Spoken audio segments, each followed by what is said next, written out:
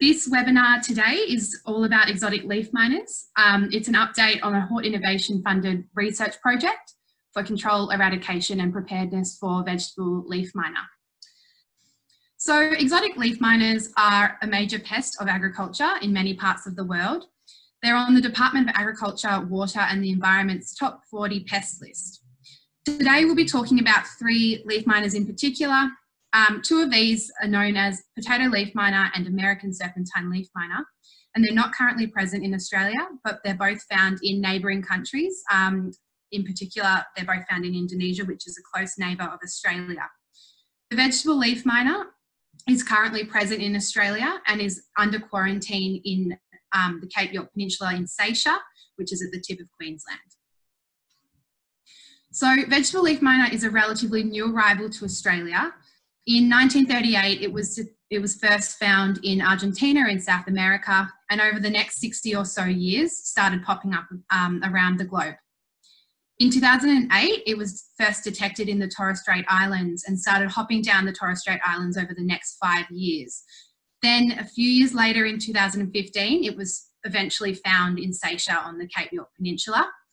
And there was a decision that followed that by the government that it could not be eradicated. So it was moved to management. So exotic leaf miners all have 4 life stages. These include egg, larva, pupa and adult life stages. They can roughly run, the life stage is roughly around 3 or so weeks. Mostly the damage that is caused by exotic leaf miners is these what we call white spiring leaf mines, and you can see them in this image to the right hand side here.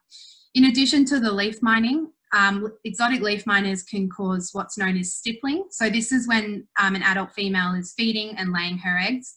And you can see these little white circles, and that's the stippling damage in this image here. Exotic leaf miners are known to have a number of host preferences, including a number of vegetables such as celery, cucumber, zucchini, and the list goes on. Also, cut flowers and nursery crops are another host, and melons as well. In addition to cultivated crops, there are a number of weed hosts as well. So for the plant, there are a number of impacts that we see from exotic leaf miner damage. This includes the leaf mining that I talked about, which disrupts photosynthesis, as well as the stippling damage, which can actually cause secondary infections to occur. So the leaf mining can result in plants being stunted, failure to fruit, or even killing the plant altogether.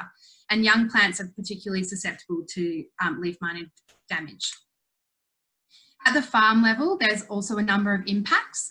These can include farm quarantine, as well as a reduction in the yield of the crop, but also loss of marketability, particularly for those crops that are sold with their leaves intact as well.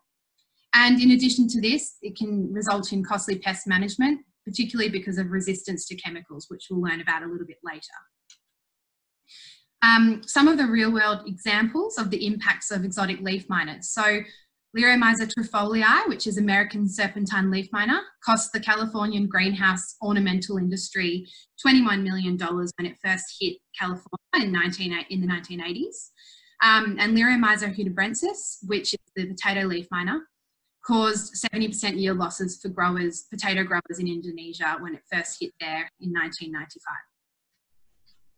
So I guess the first question we'd like to ask is, why is this impacting the crop so much? Well, you can see from this, from these images here, this is an example of a bean crop in Ecuador, so a study that was undertaken in Ecuador.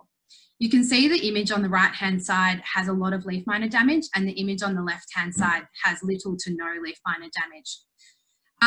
It might surprise you to see that the image on the right-hand side has actually been sprayed with insecticides. So why is it getting more leaf miner damage? Well, in their natural environment, exotic leaf miners are held in check by beneficial insects known as parasitoid wasps. But when insecticides are brought into the environment, they're sprayed, and yes, the leaf miners are being killed, but the parasitoid wasps are actually being knocked out as well. And this results in higher levels of leaf miners coming back into the environment, because all of the parasitoid wasps have been knocked out. So polyphagous leaf miners are secondary pests, where they're not really a problem in their natural environment, but it's only until something is introduced, such as an insecticide, where the beneficial insects are knocked out and they become pests. And this is happening time and time again in overseas examples where chemical mismanagement has led to the destruction of parasitoid wasps. So as I mentioned a little bit earlier, the project is funded by Hort Innovation, and it was introduced in recognition of the impact that exotic leaf miners could have on Australian horticulture. The project finishes up this November, and it's led by CESA with partners including the University of Melbourne, Plant Health Australia, the Northern Australia Quarantine Strategy and AusVeg. So now I will pass on to James Mayno, who will be talking about regional risk of exotic leaf miners.